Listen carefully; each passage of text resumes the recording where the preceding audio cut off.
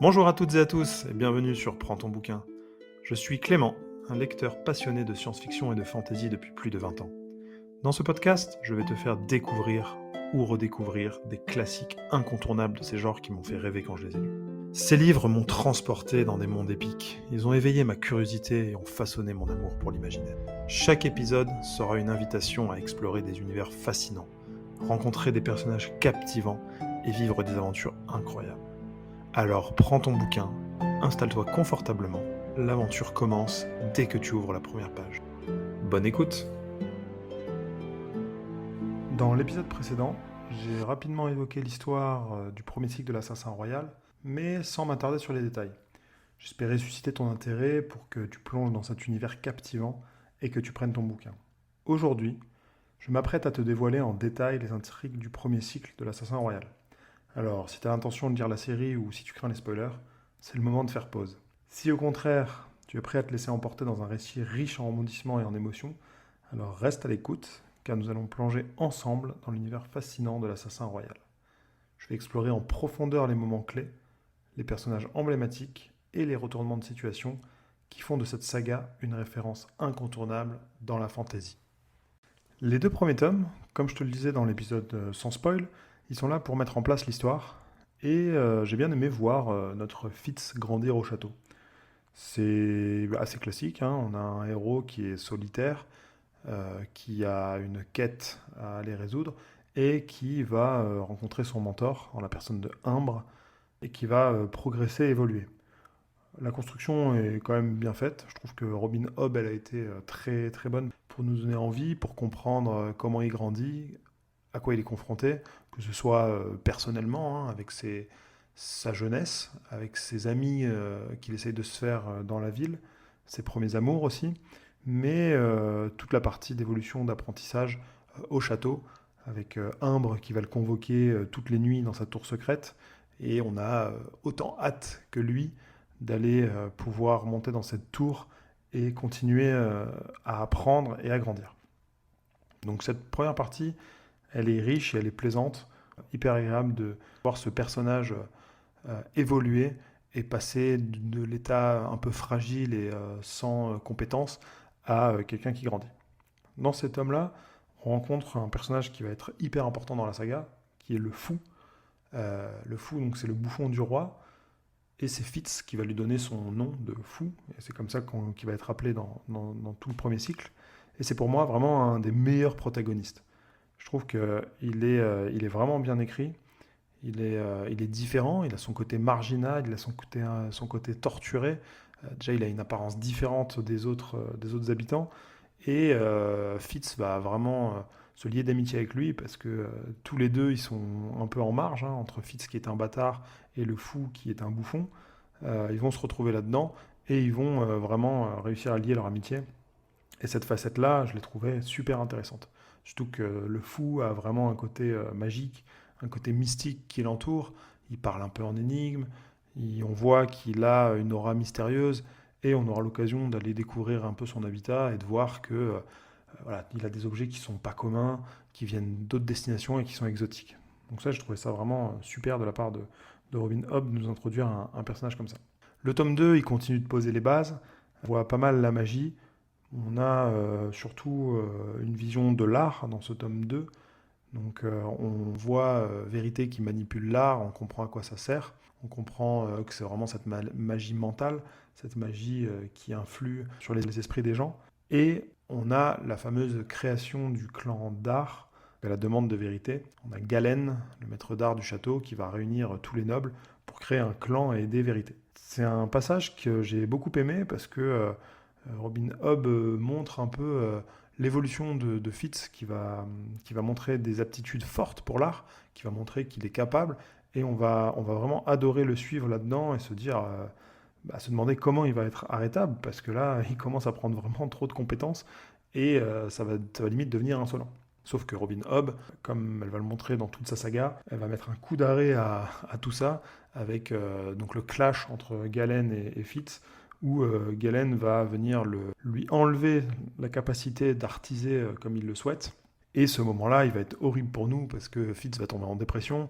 Nous aussi, par la même occasion, parce qu'on sera dégoûté de voir qu'il avait l'art à sa portée et que finalement, c'est une compétence qu'il n'aura pas. Mais on va être ravis de voir notre ami Burick qui va venir venger Fitz avec un combat à point nu, où là, Burick va vraiment retrouver son charisme d'antan, sa figure guerrière et chevaleresque qui faisait de lui un personnage extrêmement respecté au château, avant de devenir le simple maître d'écurie. Et là, il va retrouver toute sa prestance et tout le monde va parler de ça dans le château. Et nous, on va être vraiment hypé par ce moment. Et moi, ça m'a vraiment ravi de lire ça.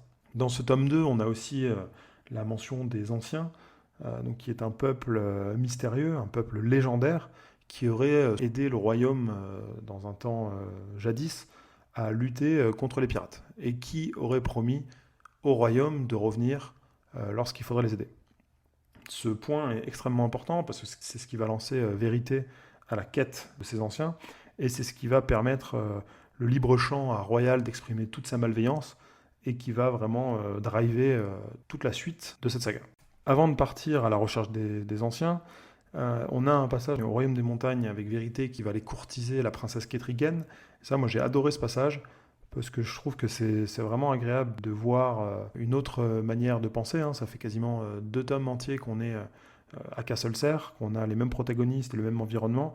Et là, Robin Hobb nous décrit une autre civilisation, un mode de pensée différent, avec notamment la manière de gérer. Là-bas, il n'y a pas vraiment un roi. Celui qui a la régence est au service du peuple, et c'est pas l'inverse.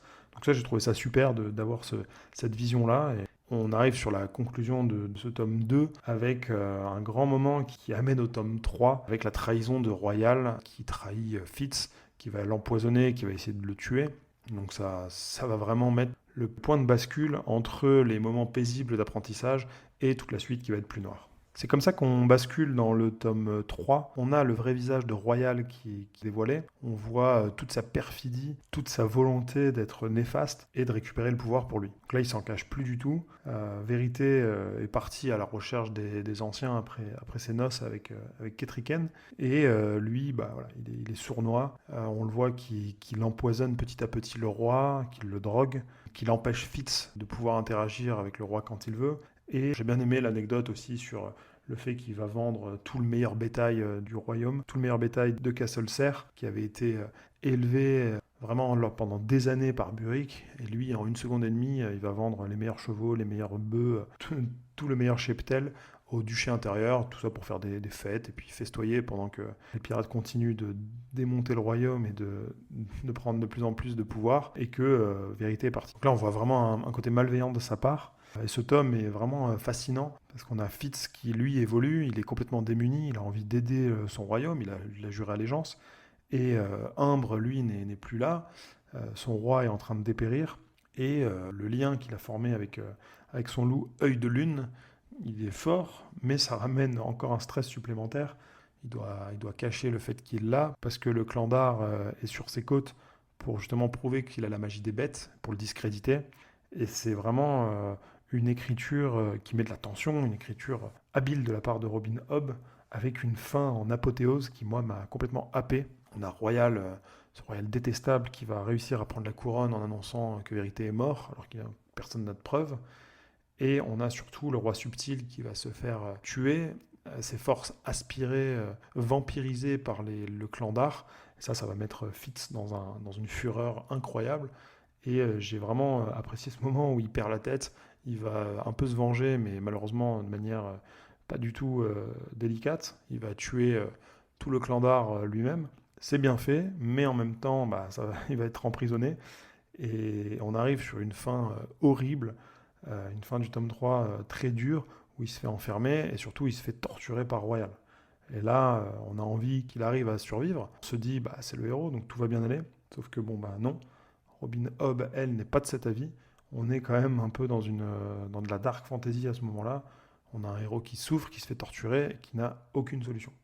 Et ça va même être horrible parce qu'il est torturé physiquement, mais il se fait aussi torturer par les survivants du clan d'Ar qui essayent de casser son esprit pour qu'il avoue tous ses crimes et pour que Royal puisse le tuer. Parce que pour l'instant, il est seulement emprisonné parce qu'il est de sang royal, même si c'est un bâtard, et on a mis le comte de sa tuerie sur la folie. Donc tant qu'il n'y a pas d'aveu, il ne pourra pas être tué. Et son calvaire va continuer et va durer, et ça va même être un peu une fin qu'on voit rarement, parce qu'il va aller jusqu'à mourir. Du moins, son corps va mourir, mais grâce à son lien avec son loup, la magie du vif va le sauver, son esprit va être envoyé dans le corps de son loup, pendant que son corps va mourir. On bascule sur la deuxième partie, sur les tomes 4, 5, 6, donc qui vont être vraiment la deuxième partie du voyage. Ça va être un voyage, contrairement à 1, 2, 3, où on était à Castlesert. Donc ça commence avec Fitz qui est mort, mais son esprit est dans le corps du loup. Donc on a Burrick qui est toujours là. Lui, c'est vraiment, il est vraiment sous-estimé, ce Burrick. On le voit comme un homme bourru qui essaye d'éduquer du mieux qu'il peut Fitz, mais en fait, il fait bien plus que ça. Il le protège du début à la fin. Et il va aller déterrer son corps. Il va aller attraper le loup pour forcer l'esprit de Fitz à revenir dans son corps d'humain. Et il va lui réapprendre à devenir un humain et à revenir dans le monde des hommes. C'est un bon clin d'œil aux mises en garde du premier tome, où il avait vraiment prévenu de ça. Attention, si on se lie avec un animal, on peut devenir cet animal. Et donc, on en a là l'illustration. Et ça amène une pointe d'humour, même si en même temps c'est tragique, parce qu'on a un Fitz qui galère à reprendre sa place d'homme, et on a un Burrick qui en est désespéré. Ce tome 4, et d'ailleurs 4, 5, 6, on va vraiment être axé sur la magie du vif, contrairement au 1, 2, 3, où on était sur l'art. Et le tome 4, lui, va être plus noir que les autres. On a beaucoup d'introspection. Fitz est tout seul. Au début, il est avec Burrick, mais après, il va s'en aller tout seul dans son périple, avec seulement son loup. Donc, il n'a pas de compagnon, et puis il va errer dans les royaumes des six duchés, à se demander comment il peut se venger de Royal et à essayer de faire de son mieux. Cette épopée à travers tout le royaume, elle est super agréable à lire. On a passé 3 tomes à Castlesert. Là, on découvre tous les duchés et la richesse de la géographie et du climat de Robin Hobb. Surtout, ce qui est sympa, c'est qu'on a vraiment, suivant les duchés, une diversité de comportements, une diversité de personnages. On a un peu un égoïsme et un solitarisme à la capitale, alors qu'on était quand même très loyal et toujours dans l'entraide dans les campagnes. C'est une bonne analogie, je trouve, à la société actuelle, où plus on est entouré de personnes, plus on est seul finalement. On a donc ce tome 4 qui se passe comme ça, Fitz qui essaye quand même d'aller tuer Royal, on a vraiment envie qu'il y arrive, mais Royal est perfide, il est plus pervers et retors que jamais, il lui tend un piège. Donc on suit cette pérégrination-là. Malheureusement, Fitz échoue, mais c'est un bon rappel. Il échoue pourquoi? Parce qu'il est tout seul. En fait, Fitz n'est jamais aussi fort que quand il est accompagné. Et là, il s'est lancé dans cette vengeance seul. Donc il faut vraiment qu'il arrive à s'entourer de compagnons, qu'il arrive à se recentrer sur l'importance d'être entouré pour réussir sa vengeance. Et ça nous amène sur le tome 5 qui fait aller Fitz dans le royaume des montagnes. Il doit aller chercher Vérité, il doit le retrouver, parce qu'il n'arrive pas à tuer Royal, il faut aller chercher Vérité pour remettre le roi en place. Et dans ce voyage vers les montagnes, il va rencontrer Astérie, qui est une ménestrelle, qui va devenir sa fidèle alliée, même si au début elle le suit juste pour des raisons égoïstes. Elle veut écrire une chanson sur lui pour rentrer dans les annales des bardes et être la meilleure ménestrelle qui a écrit la meilleure saga de tous les temps, qui sera chantée pour des siècles à venir. Donc elle le suit pour cette raison-là, mais ça va devenir sa fidèle alliée. Et on rencontre aussi une vieille femme qui s'appelle Caudron, qui est assez mystérieuse. Et au début, on ne comprend pas trop son importance, mais elle va en avoir. Et j'aime bien cette manière-là que Robin Hobb a de nous mettre une nouvelle troupe qui vont accompagner notre héros. Dans les montagnes, j'ai vraiment beaucoup aimé les retrouver avec le fou. On ne l'avait pas vu depuis quasiment 2 tomes. Et ils ont vraiment une relation incroyable. Le fou, d'ailleurs, lui confie que Fitz est censé changer le destin du royaume, le destin du monde, et que le fou n'est qu'un prophète qui doit faire en sorte que ça s'accomplisse. Donc on ne sait pas trop si c'est vrai ou pas, mais lui, le fou, il croit dur comme fer, on ressent ça, et nous, on a envie d'y croire aussi. On retrouve également Imbre qui est là avec Ketriken qui s'est exilé, parce que quand Royal a pris le pouvoir, sa vie était de plus en plus menacée.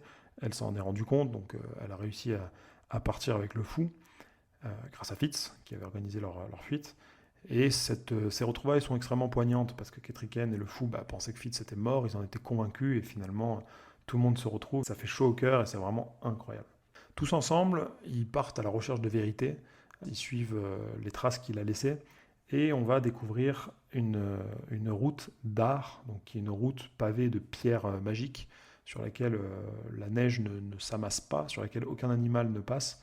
Et ça, c'est vraiment très malin de la part, encore une fois, de Robin Hobb d'avoir écrit ça comme ça, parce que l'art qui était jusqu'ici une magie intellectuelle devient tangible, il y a des objets d'art, et ça ramène une autre dimension. Là, Caudron va commencer à prendre son importance. Elle a un peu un rôle de grand-mère auprès du groupe. Et surtout, elle est très pédagogue avec Fitz. On voit qu'elle connaît l'art, qu'elle maîtrise l'art. Donc ça nous met un peu des doutes sur qui elle est. Et on commence à se demander si est-ce que c'est pas un espion royal ou pas, est-ce qu'elle est gentille ou pas. Mais en tout cas, elle lui apprend à mieux maîtriser sa magie. Lui qui, depuis qu'il est estropié, ne peut pas l'utiliser comme il le souhaite. Là, il arrive un peu à se focaliser et à comprendre mieux comment ça marche. J'ai beaucoup aimé les différents casse-têtes qu'elle lui propose, les jeux qu'elle lui fait faire, hein, dont certains qui ressemblent aux dames ou aux échecs. Et je trouvais ça très intéressant de voir cet apprentissage-là qui reprend. Donc, il avait eu Imbre dans la première trilogie, et là, il a Caudron dans celle-ci. Ça nous amène au tome 6, qui clôt la saga, et qui pour moi est vraiment le meilleur de tout le cycle. Ça va reprendre tous les thèmes de l'histoire, tout le développement qu'on a eu jusqu'ici avec tous les protagonistes, toute la magie et toute l'intrigue va se rassembler et va en fait arriver à ce point-là. On a le vif, on a la magie des anciens, on a l'étau royal qui se resserre et surtout, on va enfin retrouver le prince vérité qui n'était plus là depuis le tome 2, qui n'était plus là physiquement, qui est là, qui est dans une carrière de pierre magique pour construire un dragon de pierre. Donc c'est ce que les anciens faisaient en fait dans les temps immémoriaux. Avec l'art, ils manipulaient des pierres de la carrière et ils construisaient des dragons en pierre. Ils y insufflaient leur énergie vitale et se sacrifiaient pour mettre toutes leurs énergies dans ces dragons de pierre, leur donner vie et défendre le royaume. Donc on arrive sur une question du sacrifice, sur un vérité qui a perdu une partie de son humanité parce qu'il a commencé à mettre son énergie et ses souvenirs dans son dragon. Et on a Caudron et Fitz qui vont avoir leur importance parce qu'on ne peut pas construire un dragon tout seul, il faut avoir un clan. Tout ce qui avait été écrit jusqu'ici, tout prend sens. Et on a ce tome 6 qui est là comme ça, comme vraiment la cerise sur le gâteau de toute la saga, avec évidemment ce qu'on attendait depuis le début, un combat final entre les troupes de Royal et le reste du clan de Galen, le clan d'Ar, et Fitz et sa communauté. Donc ça c'est vraiment, moi ça m'a mis des frissons, cette fin, ça m'a vraiment beaucoup plu, parce qu'on a enfin Fitz qui trouve son entière place. Grâce à ces deux magies combinées, il va réussir à éveiller les dragons de la clairière qui vont venir en aide, là où ils étaient en train de faire face à toutes les troupes de Royal et ils étaient en train de perdre, hein, clairement. On a Fitz qui enfin rayonne, qui enfin prend toute son ampleur, donc il est avec son loup, il est avec ses dragons, et on a le fameux retournement de situation qu'on attendait. Les dragons qui s'éveillent, Vérité qui achève son dragon, donc qui achève également sa vie, hein, il se sacrifie pour son royaume. Donc on est dans le thème de Robin Hobb qu'on avait depuis le début. Les gentils ont une vie difficile, il va y avoir de l'injustice, et ça va encore être souligné ici, avec donc Vérité qui se sacrifie dans le dragon, Caudron qui se sacrifie également, donc Ketriken qui se retrouve seul, et Fitz qui lui utilise jusqu'à la dernière goutte de ses forces pour pouvoir encore une fois aider le royaume. Sur ce, les dragons vont s'envoler sur les côtes des six duchés, parce que le but principal de toute cette quête impossible, c'était d'aller pouvoir gagner contre les pirates rouges, et grâce aux dragons couler les bateaux des pirates, les dragons vont brûler les forgisés et permettre aux six duchés de retrouver la paix. Fitz, qui lui a réussi à gagner contre le dernier des représentants du clan d'Ar de Galen, va à distance contrôler l'esprit de Royal, et j'aime beaucoup ce twist qui va arriver, qui est que plutôt que d'avoir un Royal qui se fait tuer point, ou torturé parce qu'il l'aurait mérité avant d'être exécuté, on a Fitz qui va prendre une vengeance extrêmement intelligente et qui va venir influencer son esprit pour le faire devenir le plus fidèle sujet de Ketriken, lui faire avouer ses méfaits et venir l'accueillir dans le royaume, et tous les sévices qu'il lui avait fait subir dans les précédents volumes pour la discréditer, pour vraiment mettre le royaume contre elle et prouver que c'est qu'une princesse des montagnes qui n'a pas de jugeote et qui n'a aucune importance, et ben là, au contraire, il va se dévouer corps et âme à prouver l'inverse et à rétablir son autorité. C'est ainsi que s'achève cette saga Fitz, lui, refuse de rentrer au royaume. Il veut profiter de sa liberté, c'est la première fois qu'il est libre de ses actes, et il demande à ses compagnons de se faire passer pour mort, de ne pas le citer dans la fameuse saga d'Astérie, la fameuse ballade qu'elle va écrire sur ce voyage, sur cette aventure, sur cette épopée fantastique. Et on a donc Fitz qui va tranquillement aller découvrir le royaume et les nations voisines. Donc merci Robin Hobb pour cette saga exceptionnelle. C'était vraiment 6 livres incroyables, superbement écrits, qui vraiment font de l'Assassin Royal une saga mémorable. Merci d'avoir écouté jusqu'au bout.